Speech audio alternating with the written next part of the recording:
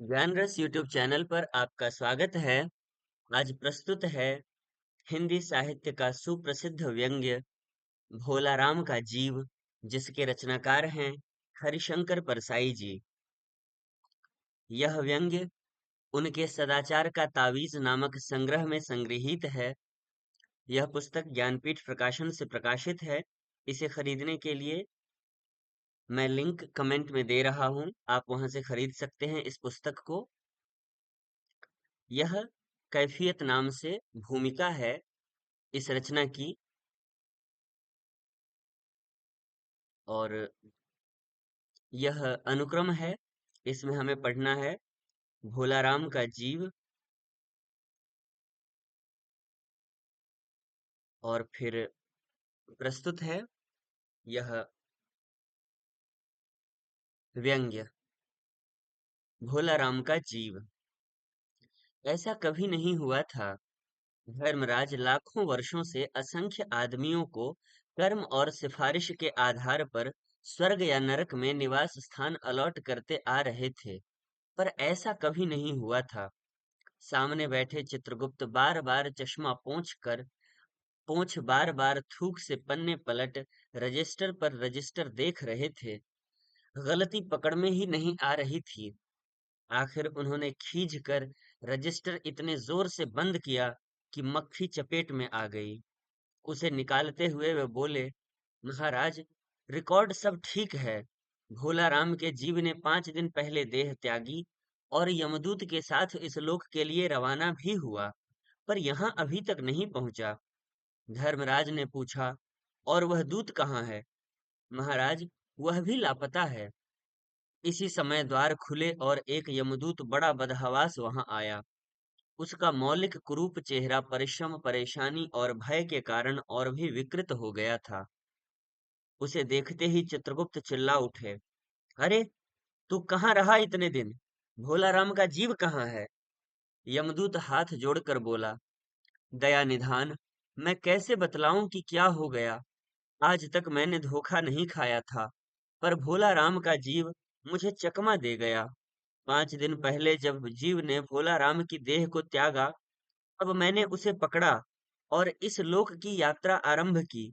नगर के बाहर ज्यों ही मैं उसे लेकर एक तीव्र वायु तरंग पर सवार हुआ, त्यों ही वह मेरी चंगुल से छूटकर न जाने कहाँ गायब हो गया। इन 5 दिनों में मैंने सारा ब्रह्मांड छान डाला, पर उसका कहीं पता नहीं चला। धर्मराज क्रोध से बोले, मूर्ख, जीवों को लाते लाते बूढ़ा हो गया, फिर भी एक मामूली बूढ़े आदमी के जीव ने तुझे चकमा दे दिया। दूत ने सिर झुकाकर कहा, महाराज, मेरी सावधानी में बिल्कुल कसर नहीं थी। मेरे इन अभ्यस्त हाथों से अच्छे अच्छे वकील भी नहीं छूट सके, पर इस बार तो कोई इंद्रजाल ही हो गया। चित्रगुप्त ने कहा, महाराज, आजकल पृथ्वी पर इस प्रकार का व्यापार बहुत चला है। लोग दोस्तों को कुछ चीज भेजते हैं और उसे रास्ते में ही रेलवे वाले उड़ा लेते हैं। होजरी के पार्सलों के मोजे रेलवे अफसर पहनते हैं। मालगाड़ी के डब्बे रास्ते में कट जाते हैं। एक बात और हो रही है, राजनीतिक दलों के नेता विरोधी नेता को उड़ाकर बंद कर देते हैं। कहीं भोला राम के जीव को भी तो किसी विरोधी ने मरने के बाद खराबी करने के लिए नहीं उड़ा दिया। धर्मराज ने व्यंग्य से चित्रगुप्त की ओर देखते हुए कहा, तुम्हारी भी रिटायर होने की उम्र आ गई। भला भोला राम जैसे नगण्य दीन आदमी से किसी को क्या लेना देना। इसी समय कहीं से घूमते घामते नारद मुनि वहां आ गए। धर्मराज को गुमसुम बैठे देख बोले, क्यों धर्मराज, कैसे चिंतित बैठे हैं? क्यों, नरक में निवास स्थान की समस्या अभी हल नहीं हुई? धर्मराज ने कहा, वह समस्या तो कभी की हल हो गई। नरक में पिछले सालों में बड़े गुणी कारीगर आ गए हैं। कई इमारतों के ठेकेदार हैं, जिन्होंने पूरे पैसे लेकर रद्दी इमारतें बनाई। बड़े बड़े इंजीनियर भी आ गए हैं, जिन्होंने ठेकेदारों से मिलकर पंचवर्षीय योजनाओं का पैसा खाया। ओवरसीयर हैं, जिन्होंने उन मजदूरों की हाजिरी भरकर पैसा हड़पा जो कभी काम पर गए ही नहीं। इन्होंने बहुत जल्दी नरक में कई इमारतें तान दी हैं। वह समस्या तो हल हो गई। पर एक बड़ी विकट उलझन आ गई है। भोला राम नाम के एक आदमी की 5 दिन पहले मृत्यु हुई। उसके जीव को यह दूत यहाँ ला रहा था कि जीव इसे रास्ते में चकमा देकर भाग गया। इसने सारा ब्रह्मांड छान डाला, पर वह कहीं नहीं मिला। अगर ऐसा होने लगा तो पाप पुण्य का भेद ही मिट जाएगा। नारद ने पूछा, उस पर इनकम टैक्स तो बकाया नहीं था? हो सकता है उन लोगों ने रोक लिया हो। चित्रगुप्त ने कहा, इनकम होती तो टैक्स होता। भूखमरा था। नारद बोले, मामला बड़ा दिलचस्प है। अच्छा, मुझे उसका नाम पता तो बताओ। मैं पृथ्वी पर जाता हूँ। चित्रगुप्त ने रजिस्टर देखकर बताया, भोलाराम नाम था उसका। जबलपुर शहर में घमापुर मोहल्ले में नाले के किनारे एक 1.5 कमरे के टूटे फूटे मकान में वह परिवार समेत रहता था। उसकी एक स्त्री थी, 2 लड़के और एक लड़की। उम्र लगभग 60 साल। सरकारी नौकर था। 5 साल पहले रिटायर हो गया था। मकान मालिक का किराया उसने 1 साल से नहीं दिया, इसलिए मकान मालिक उसे निकालना चाहता था। इतने में भोला राम ने संसार ही छोड़ दिया। आज 5वां दिन है। बहुत संभव है कि अगर मकान मालिक वास्तविक मकान मालिक है, तो उसने भोला राम के मरते ही उसके परिवार को निकाल दिया होगा। इसलिए आपको परिवार की तलाश में काफी घूमना पड़ेगा। माँ बेटी के सम्मिलित क्रंदन से ही नारद भोलाराम का मकान पहचान गए। द्वार पर जाकर उन्होंने आवाज लगाई, नारायण नारायण। लड़की ने देखकर कहा, आगे आगे जाओ महाराज। नारद ने कहा, मुझे भिक्षा नहीं चाहिए। मुझे भोला राम के बारे में कुछ पूछताछ करनी है। अपनी माँ को जरा बाहर भेजो बेटी। भोला राम की पत्नी बाहर आई। नारद ने कहा, माता, भोला राम को क्या बीमारी थी? क्या बताऊं? गरीबी की बीमारी थी। 5 साल हो गए पेंशन पर बैठे, पर पेंशन अभी तक नहीं मिली। हर 10-15 दिन में एक दरख्वास्त देते थे, पर वहां से या तो जवाब आता ही नहीं था, और आता तो यही कि तुम्हारी पेंशन के मामले पर विचार हो रहा है। इन 5 सालों में सब गहने बेचकर हम लोग खा गए, फिर बर्तन बिके। अब कुछ नहीं बचा था। फाके होने लगे थे। चिंता में घुलते घुलते और भूखे मरते मरते उन्होंने दम तोड़ दी। नारद ने कहा, क्या करोगी माँ? उनकी इतनी ही उम्र थी। ऐसा तो मत कहो महाराज। उम्र तो बहुत थी। 50-60 रुपए महीना पेंशन मिलती तो कुछ और काम कहीं करके गुजारा हो जाता। पर क्या करें, 5 साल नौकरी से बैठे हो गए और अभी तक एक कौड़ी नहीं मिली। दुख की कथा सुनने की फुर्सत नारद को नहीं थी। वे अपने मुद्दे पर आए। माँ, यह तो बताओ कि यहाँ किसी से उनका विशेष प्रेम था जिसमें उनका जी लगा हो? पत्नी बोली, लगाव तो महाराज बाल बच्चों से ही होता है। नहीं, परिवार के बाहर भी हो सकता है। मेरा मतलब है किसी स्त्री।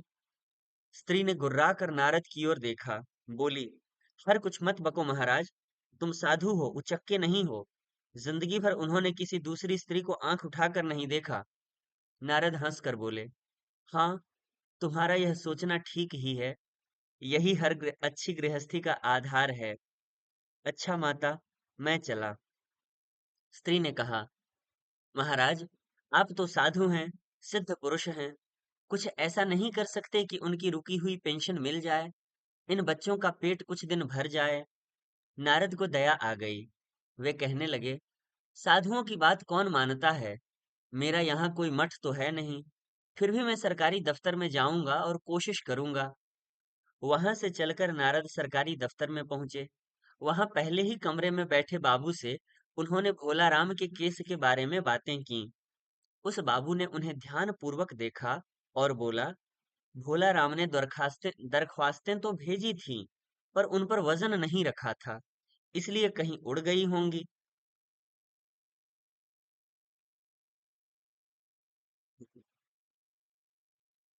नारद ने कहा, भाई, ये बहुत से पेपर वेट तो रखे हैं, इन्हें क्यों नहीं रख दिया? बाबू हंसा, आप साधु हैं, आपको दुनियादारी समझ में नहीं आती। दरख्वास्तें पेपर वेट से नहीं दबती। खैर, आप उस कमरे में बैठे बाबू से मिलिए। नारद उस बाबू के पास गए। उसने तीसरे के पास भेजा, तीसरे ने चौथे के पास, चौथे ने पांचवें के पास।